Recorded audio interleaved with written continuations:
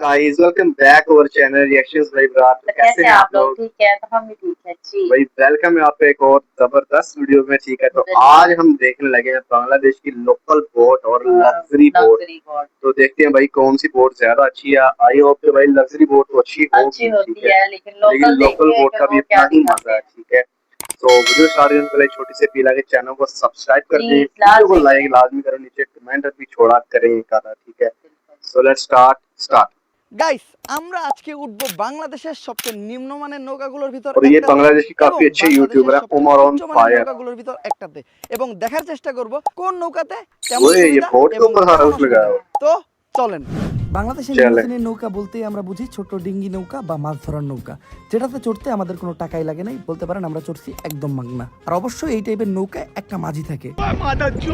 যেহেতু নৌকাটা আমরা একদম মাগনা পাইছিলাম, তো নৌকার কন্ডিশন তেমন একটা ভালো ছিল না। নৌকার लेवल মানুষের था यार। ক্যাপাবিলিটি ছিল 4 জনের উইথ মাঝি, বাট 4 জন ওঠার পর একটা জিনিস রিয়েলাইজ করি যে এই নৌকা 4 জন নিয়ে সার্ভাইভ করতে পারবো না, তো একজনরে আমরা পারেই রেখে যাই এবং তারপরেই আমাদের মাঝি আমাদের নৌকাটা চালাতে तो সক্ষম भाई হয়। ऐसी जगह पे तो वैसे এই मुझे बड़ा ধরনের डर लगता নৌকায় है, কোনো ছাদ सच्ची থাকে में না, बड़ा যার डर ফলে लगता রোদ माথার উপর से এসে बले। पानी में निकल जब तेज ही एकदम से बाहर है। নৌকাটা ছিল एकदम से বেশ निकलेगी ভাঙাচোরা আর तो পুরানো, मगर मछली। দেখে মনে मगर হচ্ছে मच्छर অনেকদিন होता কেউ এই है নৌকাটা ব্যবহার করে নাই। অবশ্য নৌকায় বেশ কয়েক জায়গায় ভাঙাও ছিল, যেটা দিয়ে পানিও ঢুকতেছিল। वो একটু একটু लीक করে भी हो পানি रही ঢুকতে है ঢুকতে ओए। একটা সময় अरे মোটামুটি डर পানির नहीं বন্যা लगता বয়ে आप যায়। लोगों को? অবশ্য আমি নৌকায় ওঠার পর আমার পায়ের পাড়ায় মাচাঙের বেশ কয়েকটা অংশ ভাঙা যায়। নৌকালা দেখলে আমার খবর वो আছে। कुछ लोग প্রকৃতি होते সুন্দর हैं ना হওয়ার ऐसी কারণে शादियों নৌকার पे রাইডটা तो অতটা सारा খারাপ पता होता লাগতেছিল है ना না, পানির মাঝখান দিয়ে যাইতেছিলাম, ভালোই पानी লাগতেছিল। कैसा है নৌকার क्या কোনো है ইঞ্জিন कैसा ছিল না, যার জন্য নৌকার স্পিড অনেক কম। একটা সময় মাঝির উপর ভরসা করে না থাইকা নৌকাটা আমরাও চালানো শুরু করলাম। মজার বিষয় হলো নৌকাতে কোনো বৈঠাও ছিল না।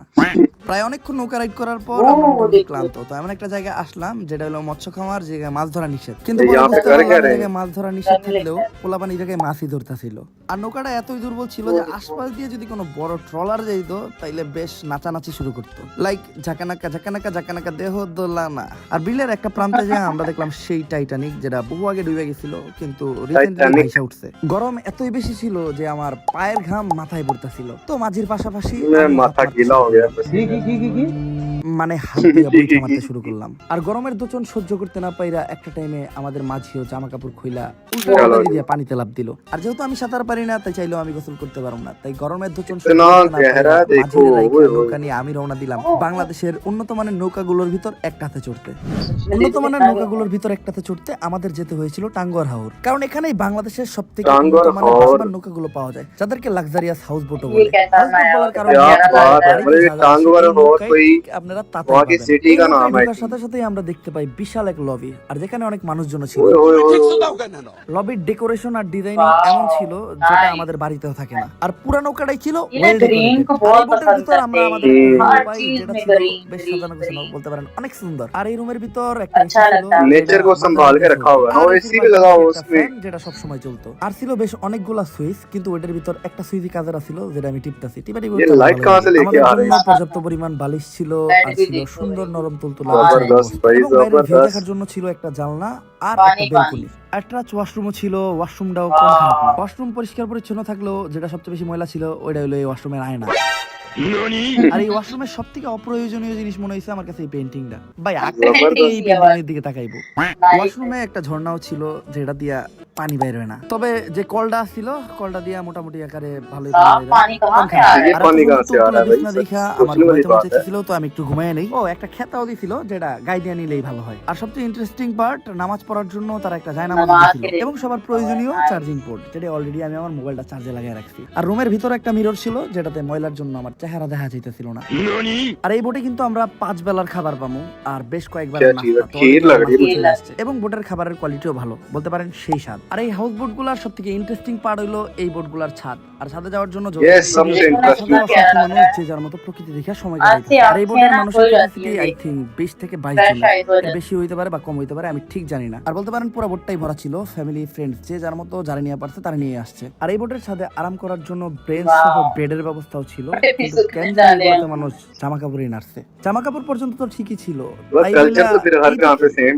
জাঙ্গিয়া এই নৌকাতে হ্যাঁ। সেফটির ব্যবস্থাও ভালোই ছিল, মানে মানে টিউব টায়ার লাইফ জবরদस्त। জ্যাকেট, কোনো দুর্ঘটনা ঘটলে আপনি লাইফ এগুলো দিয়ে জ্যাকেট save भी হতে रखे পারবেন। हुए हैं। আর এই বোটের ছাদটাও আমাদের বাড়ির ছাদের মতো গাছপালা ফুল দ্বারা বাগানের মতো সাজানো। কিন্তু और ভাই अरे জানেন, भाई मजा এখানে कितना হচ্ছে मजा আমার आता है সমস্যা ऐसी ছিল। जगह पे सच में। আর এই चाय বোটে ছিল একদম बिस्किट ক্যাপ্টেন, चीजें যিনি ऐसी একদম हों तो ভাবসাব बैठा নিয়ে सिगरेट। বোটটা চালাইতেছিল, দেখতে জোশ লাগতেছিল। था আর এটাতে একটা দোলনাও ছিল, যেটাতে ঝুলতে খারাপ লাগতেছিল না, কিন্তু हाँ, ভয় লাগতেছিল जिससे যে अच्छा কোন लगे। ছিঁড়ে পড়ে যায়। এছাড়াও এই বোটে প্রাকৃতিক পরিবেশের পাশাপাশি বিনোদনের জন্য ছিল গানের ব্যবস্থা।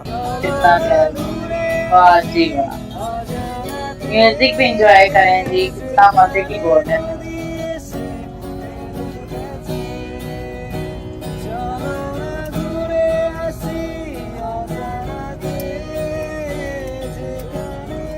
আর ছেলেটা चलाने वाला গানটাও तो গাইছে बस অনেক पानी का জোস। ही আর এত देखता কিছুর होगा, সাথে एंजॉय এই करता বোটে আমাদের होगा। পার পার্সন খরচ পড়ছে 6000 টাকার উপরে। আমি জানি না এটা ওয়ার্থ 6000 কিছু জিনিস টাকা। টাকা দিয়ে বিবেচনা করা যায় না। আমি দুই ধরনের यानी নৌকায় মজা पाकिस्तानी নিচ্ছি, 12,000। আপনাদের পালা। আজকের মতো এই পর্যন্তই, আল্লাহ হাফেজ। जबर भाई 6000 टका मतलब पाकिस्तानी 12,000 इतना टका। कुछ तो मिल रहा है ना, ठीक इतना है। अच्छा व्यू, इतनी अच्छी हाँ चीजें हैं। पैसे जो है वो व्यू के हैं, पैसे हमेशा व्यू के होते हैं। लग्जरी बोट तो मेन किरदार रखती है वो भाई, उसमें आपको चार्जर लगाने की जगह हाँ। एसी, पानी, खाना, वॉशरूम ठीक है, अपना हर चीज आपको यूज मिल करने रही को है मिल और रही है। बोट में, और ऊपर से इतना मजे का व्यू मिल रहा है, तो भाई 6000 कुछ भी नहीं मायने रखता। ठीक लगता है, है सही। तो अगर हाँ ये बोट कहीं दूर तक सफर करे, ठीक है, फिर किसी जहाँ पे जाके उतारे जहाँ पे इससे भी ज्यादा प्यारी चीजें हों, हाँ, फिर ज्यादा मजा है। ठीक मजा है, है बिल्कुल। बाकी आपको ये वीडियो कैसे लगी, local boat versus luxury boat, तो आपने हमें तो इसमें बहुत से अच्छी कौन कौन सी दोनों बोट का ही। सफर किया है लास्ट में कमेंट करके बताना। सब मिलते हैं नेक्स्ट वीडियो में, तब तक के लिए अल्लाह अल्लाह हाफिज। हाफिज।